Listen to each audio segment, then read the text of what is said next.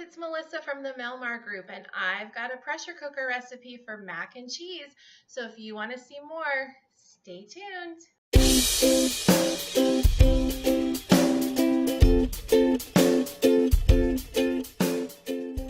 Okay, I came across a great deal at the grocery store on some cheese. I got a whole pound of Havarti for I think $3.50, and then I also got some Gruyere for $1.50.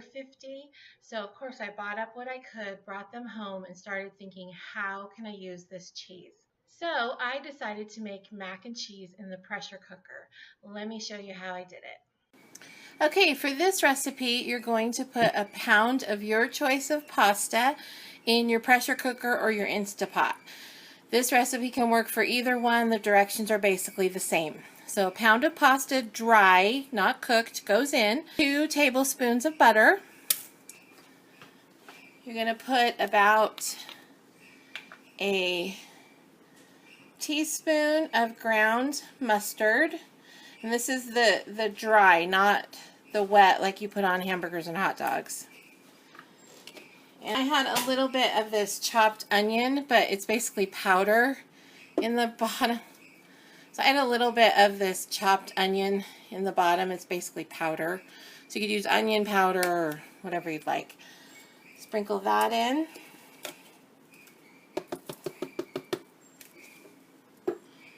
And then add 4 cups of water. Put on your lid and set your timer for 6 minutes. Alright, so the Instapot or pressure cooker is done, and you're going to do a quick release.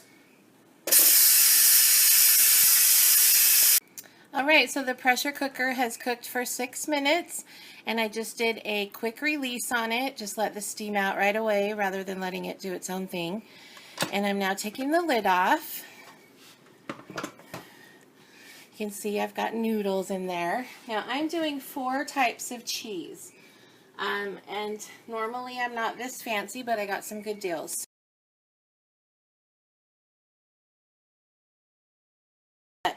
So I'm going to add all of those. First I'm going to add a cup of milk. Some people like to use cream. My family does best with almond milk. Use what works for you. So just get that in the pot. And then I have all of my cheeses here. And I'm just going to dump those in.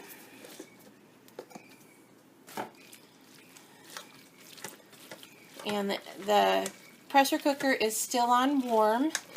That happens with both the Instapot and regular pressure cookers. They will stay on warm, which is nice, and we need that to melt our cheese. So just going to stir this up while I'm waiting for that to melt. If you wanted this as a side dish, it would be great. But here's a couple other options you could do. You could add in taco meat or sloppy joe meat. You could add in taco seasoning to the noodles if you wanted. Ham, sliced up ham would be good in there. Leftover steak. Pretty much just about anything you might have in your fridge could work in there. Some things better than others, but so here you go. You can see it's melting beautifully. Though it helps that I had the Gruyere and the Havarti because they melt so nicely. But there you go. There is pressure cooker mac and cheese, and look at the cheese just dripping off of it. It's very good. Gotta try it. Okay, so pretty simple. Once it comes to pressure, it's about 6 minutes. You can do the noodles anywhere from 4 to 6 minutes, depending on how tender you like them to be. And you can do any cheese that you want. I just happen to have those fancier cheeses that melted really well. A couple of tips for you. I've made this recipe before and done it with chicken broth instead of water. And I actually found that the broth gives it a little bit more flavor. So if you do that, you might find that you like it even more. but either way, it was a nice side dish for a dinner that we had. So I would love to know if you have a variation on that for your pressure cooker. So leave me a comment down below, and if you've not yet subscribed, hit that button so that you'll see videos when they come out. And until next time, make it a great day. Thanks. Bye.